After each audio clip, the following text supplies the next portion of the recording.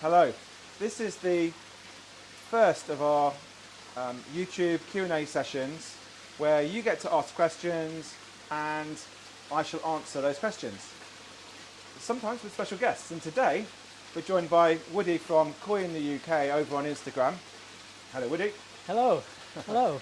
He's come to the farm today for a general update, to check out some of the great tatakoi we've got coming through. And it's a good opportunity, Woody, to have some little bit of help with this Q&A session. I don't mind. You wrote me in, that's fine. Great. So thank you so much for everybody who's written in with questions. We have many questions, certainly more than we can answer in this particular Q&A session, but I've picked out a great set of them for you, and I have the privilege of reading them out and asking the questions. First question we have here is, hi, could you explain the importance of doing water changes? How often, how much, and what does it achieve? Okay, so this is a great question, and water changes are in my top 3 koi husbandry tips. The most important things you can do to look after your koi and keep healthy koi. People, when they're looking after koi, they might think, oh, I need to scrape for parasites, or I need to do water quality tests. These are all important, or I need to buy koi from a trusted source. I need to have my pond in the right shape, size, depth, all those sort of things. Lots of important things. If there's one thing you do that will increase your chances of having a good experience with your koi, it is to change your water regularly, and I advise 10% every week, and that is 52 weeks a year. Throughout the winter as well, then? Throughout the winter, if it's cold, snow outside, icy, put a few extra layers on, go out and change that water, because the koi still need it. The koi are respiring 365 days a year. They are respiring, they are living, they are creating waste. That waste goes into the water, it pollutes it. Yes, we have our mechanical filters to take out the particles, and we have our biological filters to convert some of those waste products into non-toxic chemicals. However, the water is still getting polluted, and the only way to dilute that pollution is to do water changes. Okay, interesting. So a lot of people would say, well, obviously during the summer a lot of the water evaporates in my pond.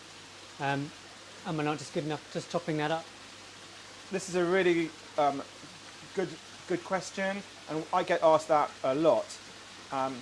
Because you see the water level go down in your pond, you think, I've topped it up, job's done. However, all that's happened with that evaporation is pure water has evaporated away, leaving behind all of the toxins. So in fact, the water is more concentrated with the pollutants after the evaporation than before the evaporation. So that makes it even more important to remove some of that water, actively remove it, and then replace it with fresh water from your source water, which should be dechlorinated. There's lots of other aspects around koi husbandry that are important, but this is just, we're speaking about this one aspect. So it's the most important thing to consider. Okay. Yeah. Replace it with dechlorinated water using a bottle dechlorinator or through a carbon-based pre-filter. Any preference of dechlorinator? What do you use here on the farm? Well, we here have boreholes, which we sunk, which go 110 metres down. So for some. The water that comes out of those is spot on, and it has no chlorine. Wow. Or chloramine, so that's really handy for us and makes our life a lot easier. But occasionally we have demand for water in excess of what our boreholes can deliver, and I use a bottle dechlorinator. And for us, when we need to do a large water change or fill up a tank very quickly, for example, just before a spawning, or for example, when we are, there are various times in the year where we are moving stock around and we're sterilising tanks. We're emptying those tanks in full, and I need 10,000 litres of water very quickly. I use the source water for that. So out of a bottle, that's what I prefer. Speed and convenience then. That's it. And the carbon is great. If you get the right type, then that can do a really good job for you. But the key thing with those is you need to trickle the water through the carbon filter very slowly. Now, whatever it says on the tin or the packet, okay, I would be looking at flow rate would vary depending on the size of the carbon filter, but less is more. Let's say, for example, out of the EA dechlorinator cylinders that we supply, I'll be putting about a 1 litre a minute through those to get to allow the water the most contact time with the carbon to ensure it's taking everything out. And the other thing I would suggest with using a carbon-based pre-filter is regularly test the end product of that filter to make it test that it's got no chlorine or chloramine in it. Okay, that's interesting, but a lot of people don't do that with their carbon dechlorinators. And I would be checking them every month, because at some point that carbon is no longer effective, and you need to know when that is, because once it becomes ineffective, you are putting chlorinated water into your pond, and chloramine is a huge problem for the fish. You know, you can lose fish. Okay, well, great advice. So, okay, right, we have a question here from Reese. What are your top tips for getting an unheated pond ready for winter? Great question, Reese, and perfect timing as well, because today is the 1st of November when we're recording this video, and all this work that I'm about to describe you can be doing now, and it will really help over the next 4 months. Certainly in the autumn, you do an autumn clean, which is the same as what you'll do in the spring clean. In the autumn, ponds can take very many different forms, so I'm going to generalise. You want to hoover your pond. You want to ensure that there's no built-up sediment in the bottom of your pond anywhere. A little bit of fish poo, a bit of dirt here and there. So do you think people should have been doing that all year, or is it okay to save it up to do an autumn clean? Ideally, everybody would be cleaning their ponds on a more frequent basis, but I think certainly twice a year I would advocate take a bit of time out and spend a little bit more time cleaning your ponds. Okay. So a bit more than normal, and just to make sure that there's nothing that's been missed in some of the regular cleans through the year. And you just want to avoid thick areas of sludge or dirt that could become sludge. Okay. Over the winter that could cause problems for your fish and harbour bacteria, it could harbour parasites. These are the sort of things over the winter that you don't really want to have a safe haven. You want to have like no areas that those sort of things would find comfortable. So the actual pond itself, give it a good clean. That would include, if you're using bottom drain that would go to your filter, then make sure that's had a really good purge. If you're pump fed, then clean around the pump just to make sure that there's no silt or dirt that's got into any unseen areas. Okay, so now your pond probably has got a nice algae cover, no problem, but it doesn't have any thick areas of dirt. Okay. And would you advocate keeping that I guess that algae layer? Because I know some people talk about the biofilm being not just inside the filter but also around the edge of the pond, and is that an important part of keeping that fresh, or would you just clean that as well? As your pond matures, a few things happen. Okay. Your filter matures. So you put a filter in place, it does the mechanical filtration takes the particles out, and the biological filtration is biologically cleaning the water. But that's not the only part of your closed pond system that is doing biological filtration. All of the pond walls are also surfaces for the bacteria, the good bacteria, beneficial bacteria, if you like, to form on. A good clean rather than a sterilising clean, I think, is sufficient. Some natural algae on the pond walls really is no problem at all. And there's potentially a bigger topic, and we may cover this in another, not in this Q&A probably, but in another one. But there are lots of different ways that people can keep koi in ponds. Some could be very natural, where someone may be listening to me and saying, "Oh, clean up all of the green matter." That might be a really important part for them, for that pond. But even in a very natural pond, we want to remove thick areas of sediment. If you had a pond that was the exact opposite, and that was you chose a style of a natural pond, and you perhaps have a rectangular shape, maybe you have The window and all sort of super clean. Okay, yeah. Yeah, it's super clean, and the clarity of the water is really important as you look through the window, and even in that, a little bit of algae on the walls is absolutely fine. But equally, if you want to really knock that back, your filter will do the job. So clean the pond. The filter needs a really good clean. Yeah. There are lots of different filters out there. Okay? Some are automated, semi-automated, some are purely manual. Whatever it is, that filter needs a really good clean. Don't rely on the automated aspects of the drum filters or some of the, let's say the EasyPod Autos that we use here, or your Next Autos and so forth. Don't rely on those automatic kits or the automatic aspect of a drum don't let it give you 100% confidence that everything's okay. Great to have the convenience of the automatic clean, but get into that filter, make sure you're doing the same job on that filter that you've done to your pond. So we've cleaned our pond in the autumn, and we've cleaned the filter, we've done the purging.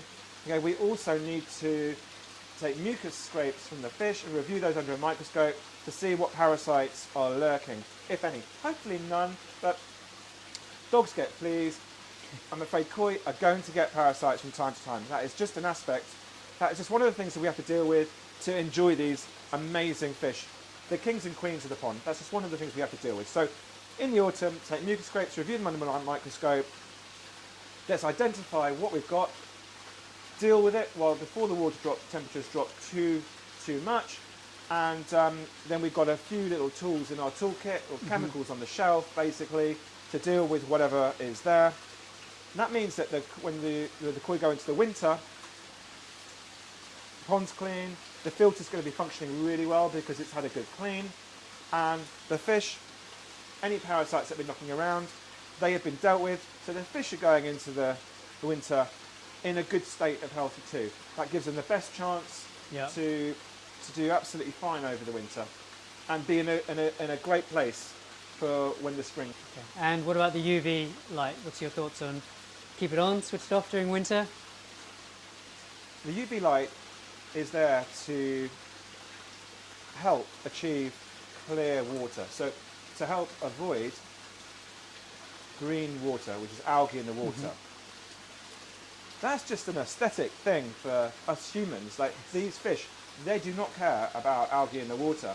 There are certain effects to the husbandry possibly, but they're very happy in green water.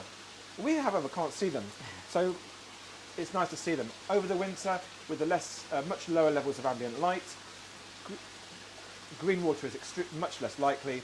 Therefore, from a budget perspective, you can turn off the UV and your water will still be clear. But things like filters, always on regardless. Absolutely. Yeah. Absolutely. They need to be running. That's the life support system of the pond. I think there was a time when people would say switch your filters off in winter and everything, which is probably a crazy advice that we've... These are the life support systems of the pond. So we want to keep all that sort of stuff running. If we contrast our recirculating koi pond here, which is a closed system, so let's say a natural body of water, there are no pumps, and all you've got, all the fish have got is a large surface area of water where the gas exchange can happen, and the stocking density, which will govern what the population of the fish will be. In our closed system, koi ponds, we have to govern all those things. I think keep those things on. Aeration, air stones, I can't really mention that, but cooler temperatures, which we have through the winter here in the UK, the ambient water will become sub 10 degrees. The water has a much higher oxygen carrying content at those lower temperatures than it does at warmer temperatures. Okay. You won't need the additional aeration in the pond to assist with the oxygen content. The water will just naturally have sufficient oxygen for the fish. Good. There was another half of this question. It's how do you manage the water warming up during spring? So it's a whole different process when it comes to spring and everything starts coming back to life again. Okay, good question. So the spring is often regarded as one of the most tricky periods of the year for your koi pond. And look, everybody goes through the same the same thing, unless you have a heated pond and keep the temperature the same all the way through the year. Like I did. Which is just fantastic for enjoying the koi 365 days a year. It's for me personally, it makes a huge difference. I can really truly enjoy the fish all year round. They stay very healthy and very active, and will continue to grow a little bit. Obviously not as much as during the summer months, but they do continue to grow over winter as well. So yeah, for me, I can enjoy the hobby sort of all year round. So in an ambient pond, in the spring, Yeah. the temperature of the pond is governed by the temperature outside. We'll have a few warm weeks in February sometimes. Okay. Certainly in March, it's not uncommon to have a sunny week, and the next thing you know, your pond has risen to 12, 13, 14 degrees Celsius maybe.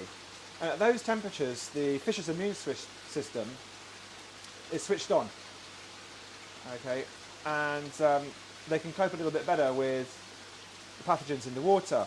But when the temperature then drops back to the low 12 degrees, the fish's immune system switches off, in simple terms, but parasites, bacteria do not switch off. So they are still active, and they are looking for opportunity, and that is a great opportunity because they'll have all these fish in the pond where the immune systems are not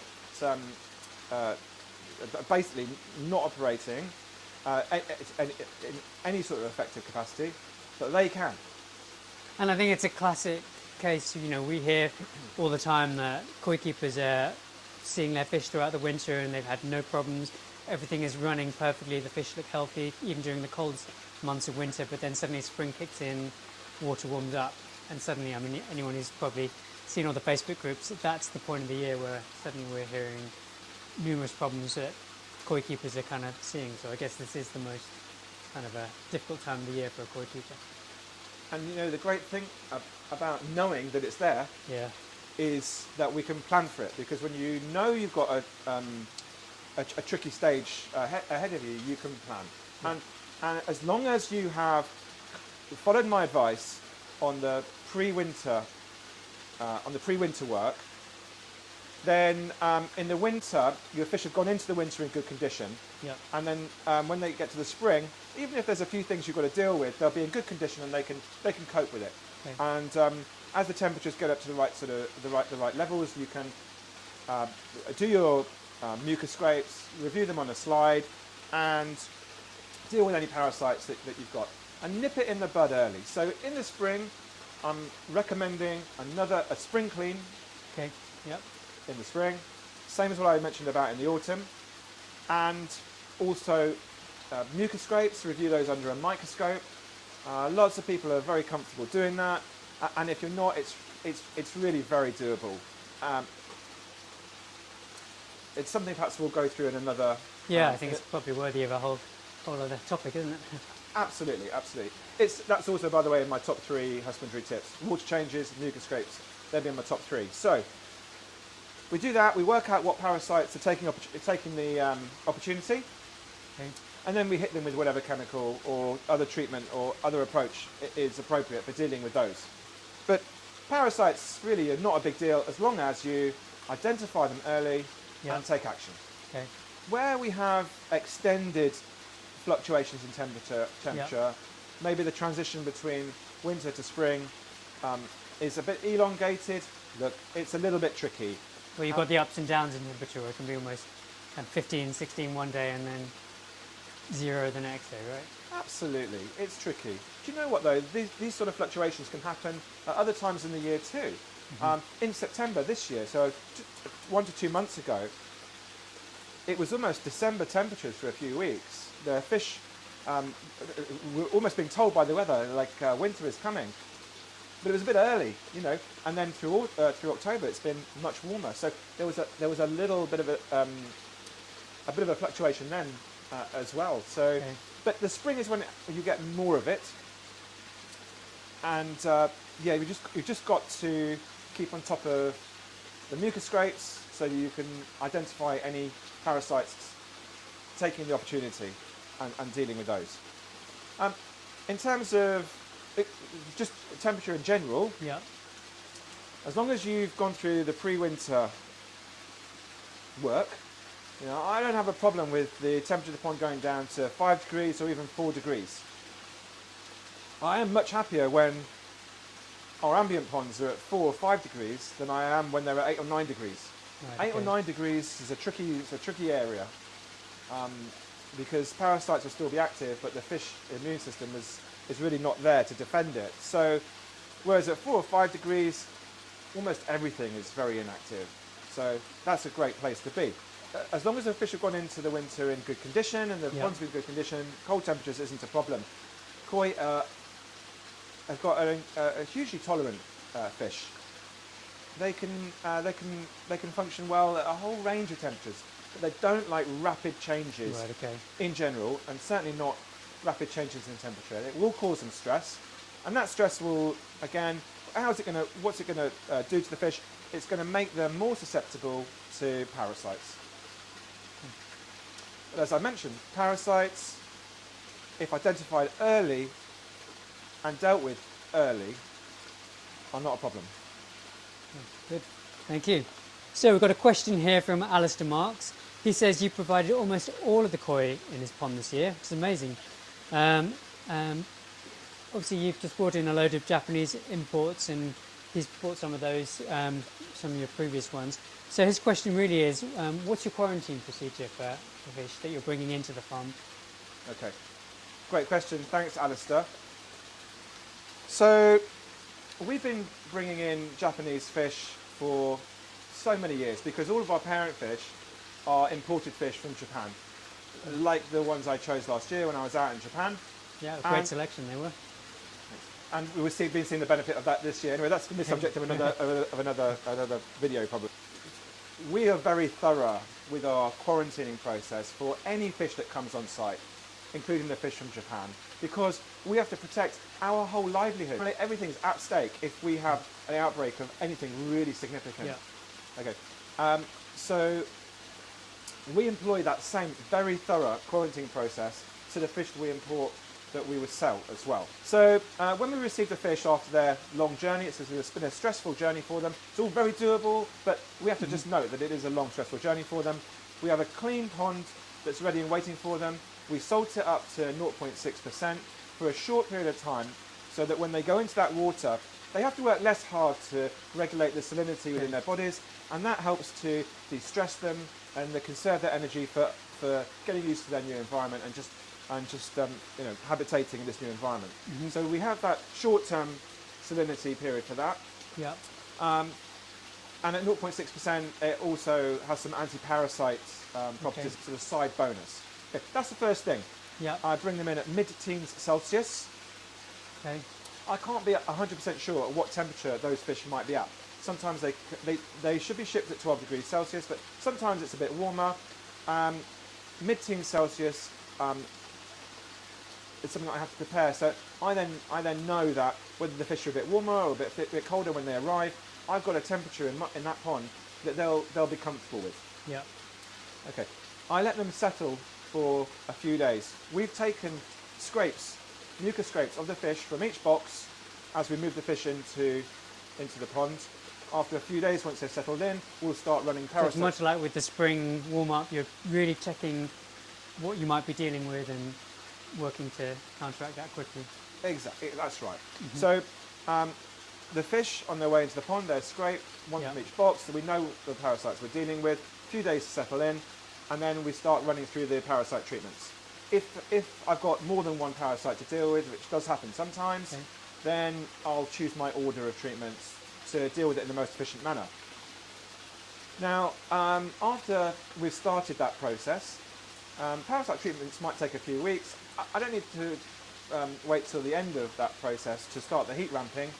The heat ramping process is what CFAS advise is the most effective way of bringing out KHV.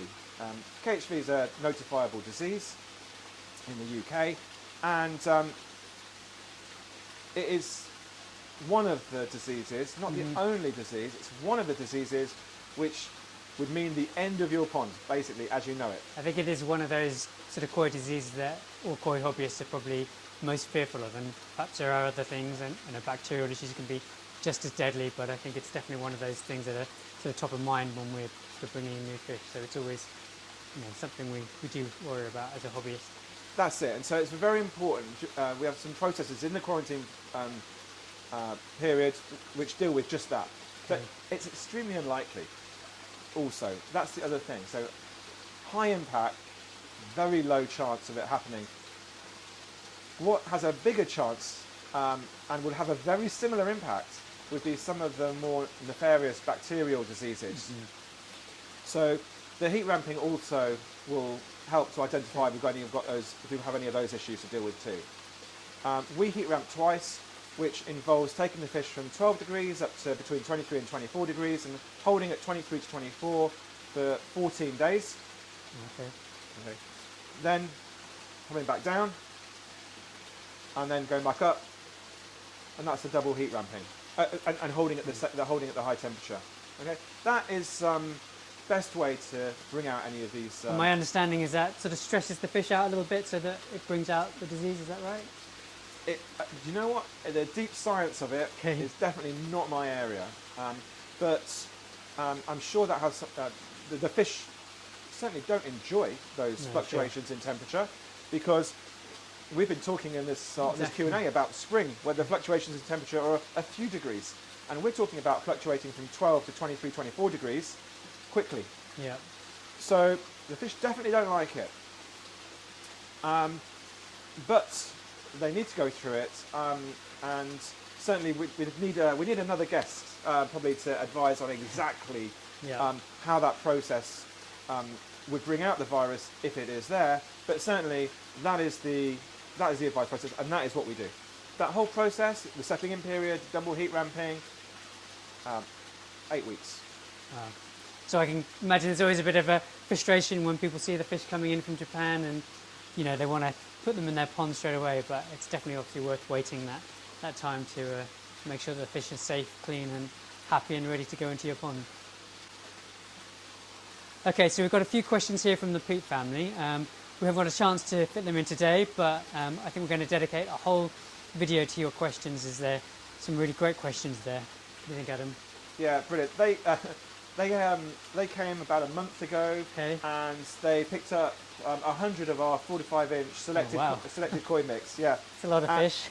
Yeah, the whole family came, and they bought 100 of these fish, some of which they hand selected out the tank. They had a lot of fun with it. I've got some video when those fish went back into their pond as well, which I'll show on that. Oh, okay, wow. But all three of the girls asked great questions, and I want to spend some time answering it. But and it's our next generation of hobbyists, right? We need to make sure that they kind of have all their questions answered and can be experts too.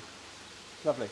Okay, so until next time, thank you so much for watching this first in our new series of YouTube Q&A sessions. Please, if you've got any questions that you would like me to answer, fill in the questionnaire and I will answer them. Thank you. Thank you.